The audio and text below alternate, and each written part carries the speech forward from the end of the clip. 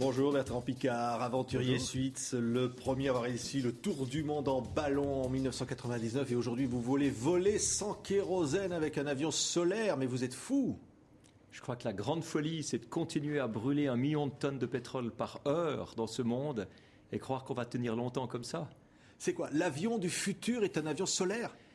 Je crois que le concept du futur est une société sans pétrole, sans énergie fossile. Parce que quand on a une quantité limitée d'énergie et qu'on continue à la consommer, forcément le prix va augmenter et va étouffer complètement l'économie et l'industrie. Donc on est obligé de passer à des sources alternatives d'énergie. Et les énergies renouvelables, par définition, ont une quantité infinie et par conséquent le prix ne peut que baisser. Donc c'est même pas seulement quelque chose qui vise à protéger l'environnement, c'est la simple logique économique. Malheureusement, certains de nos dirigeants ou industriels l'oublient depuis qu'ils ont été à l'école. Oui, on va voir des images. Votre avion, il est incroyable. Alors là, vous avez fait un vol de nuit avec votre associé suisse, hein? Alors, c'est André Borchberg, mon associé, qui était aux commandes. Donc là, c'était la première grande crédibilisation de notre projet. Parce qu'il faut bien voir que ça fait des années que nous disons qu'avec notre avion solaire, nous allons prouver qu'on peut faire des choses incroyables et impossibles avec des énergies renouvelables. Et là, effectivement, on en a pu amener la preuve. Cet avion a décollé le matin. André est monté jusqu'à 8700 mètres d'altitude. Les panneaux solaires rechargeaient les batteries en même temps que les moteurs tournaient. 12 000 cellules photovoltaïques. Voilà, exactement. Dont certaines sont adoptées déjà par nos fans, donc nos supporters. Donc on en a même plus 12 000 à nous, mais enfin elles sont quand même sur l'avion. Et à partir du coucher du soleil, l'avion s'est mis en légère descente pour économiser de l'énergie. Et les batteries ont pris le relais du soleil.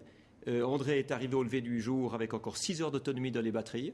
Et là, on a pu prouver la possibilité d'un cycle complet, c'est-à-dire que le soleil est remonté sur l'horizon, a recommencé à charger les batteries, et l'avion aurait pu remonter à 8700 mètres et faire autant de cycles jour, nuit, jour. Donc, alors, avec cet appareil qu'on voit à l'image, vous allez vous faire le tour du monde sans essence, sans rien, sans kérosène? Alors, c'est le but. Sans carburant. C'est le but, effectivement. Alors cet avion n'a qu'une place à bord, donc André et moi allons nous relayer aux commandes. Mais le but, c'est effectivement d'approcher le vol perpétuel sans aucun carburant et sans émissions polluantes. Et vous allez faire ça quand? C'est prévu pour 2013, après avoir fait des vols internationaux l'année prochaine, traversée de l'Atlantique en 2012. Mais plus qu'un avion, il faut voir ça comme le message de l'esprit de pionnier qui vise à inventer un avenir différent grâce aux nouvelles technologies. Oui. On a aujourd'hui, il faut bien le savoir, assez de nouvelles technologies pour économiser aujourd'hui même 50% du pétrole qu'on gaspille tous les jours. Oui. Et malgré ça, les technologies ne sont pas utilisées. On croit que c'est une régression de consommer moins d'énergie. On croit que le développement durable, c'est rébarbatif et ennuyeux. Oui, mais dites-moi, Bertrand Piccard, votre avion... Et on veut montrer le contraire. Oui, avec un avion comme ça, on veut montrer que c'est enthousiasmant au contraire. Mais il ne faut pas être pressé. C'est du 70 km/h. Alors c'est vrai que notre monde est assez pressé. Notre monde est très pressé d'arriver dans le mur à court de pétrole, avec l'épuisement des ressources naturelles, une planète polluée. C'est vrai que pour ça, on est très pressé. Mais il faut revenir à quelque chose d'un peu plus rationnel, aller peut-être plus lentement dans la bonne direction que très rapidement dans la mauvaise. Oui, mais vous allez mettre combien de temps pour faire le tour du monde avec cet appareil? On a prévu 5 étapes de 5 jours chacune. Donc le pilote sera 5 jours aux commandes, ensuite atterrissage, changement de pilote et l'avion continue. Actuellement, on est à 70 km/h, ce qui est à peu près le double de la vitesse des frères Wright quand ils ont fait leur premier vol en 1903. Puis on voit à quoi ça a mené. Donc forcément, on commence maintenant. C'est un avion très grand, c'est un avion qui est fragile, c'est un avion qui vole lentement, mais c'est le début, on ouvre la porte, c'est une nouvelle voie, ensuite il faut voir où ça amène. Oui, mais Bertrand Piccard, vous pensez sérieusement que cet avion-là va remplacer le Boeing, va remplacer les Airbus, va être l'avion commercial de demain? Alors ce serait complètement fou de dire oui, et ce serait complètement idiot de dire non. Ce qu'on sait, c'est qu'il va y avoir une profonde modification dans l'aviation, parce que c'est clair que l'augmentation du prix du carburant va plomber complètement les compagnies aériennes. Donc même l'Association internationale du transport aérien est un partenaire de Solar Impulse pour montrer à quoi on peut arriver avec les économies d'énergie. Donc ça, c'est déjà un signe intéressant. Et puis en plus, il faut bien réaliser que ce n'est pas que l'aviation qui consomme du pétrole. C'est notre société, tous les jours. Si, à travers un projet comme celui-là, la population peut comprendre... On voit les images en même temps, là. Voilà, exactement. Oui. Si, à travers un projet comme le nôtre, comme Solar Impulse, la population pouvait comprendre qu'on peut isoler des bâtiments, changer les systèmes de chauffage, rouler avec des voitures hybrides, changer de type d'ampoule, etc.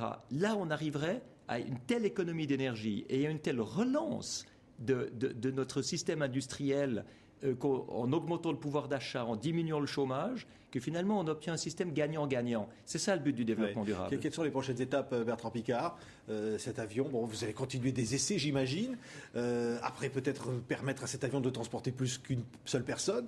Et puis arriver, donc, ce tour du monde en 2013. Voilà, avec un deuxième avion. Le premier va servir à faire des vols jusqu'à, je pense, 2 jours et 2 nuits. Puis pour les vols de plus longue durée, il faut un cockpit un peu plus grand dans lequel le pilote peut s'allonger.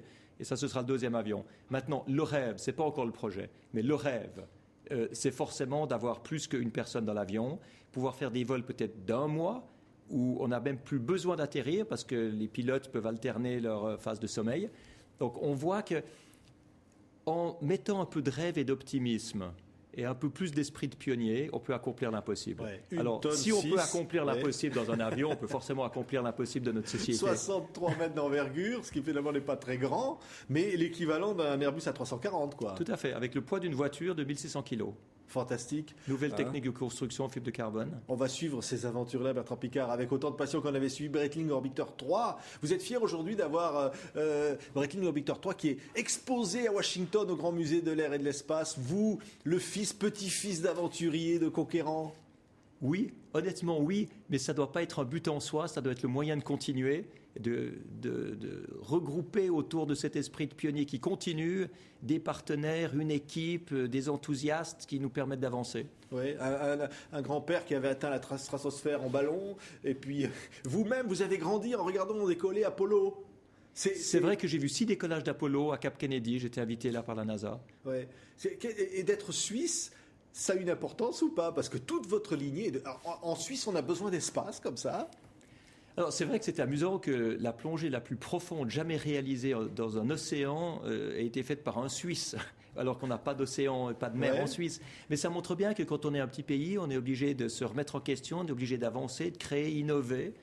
Donc ça c'est logique finalement d'être suisse pour ça. Ouais, vous travaillez avec l'école polytechnique, vous êtes scientifique, mais quand des gens vous disent vous êtes un peu un rêveur, vous êtes un fou, vous répondez quoi? Le rêve m'intéresse pas beaucoup. Le rêve s'arrête quand on se réveille. Ce qu'il faut, c'est des visions, parce que les visions commencent quand on se réveille. Alors on vous qualifierait de quoi? J'aime mieux être visionnaire que rêveur dans ce cas-là. Ouais. Et vous voyez quoi là pour l'avenir? Le monde va changer, forcément. Alors, le monde va changer. Est-ce qu'on va changer après une crise majeure dans laquelle on aura réalisé l'aberration dans laquelle on avance, avec la moitié de la population qu'on laisse derrière nous, avec une pauvreté, une misère intolérable, avec une pollution et des changements climatiques inacceptables?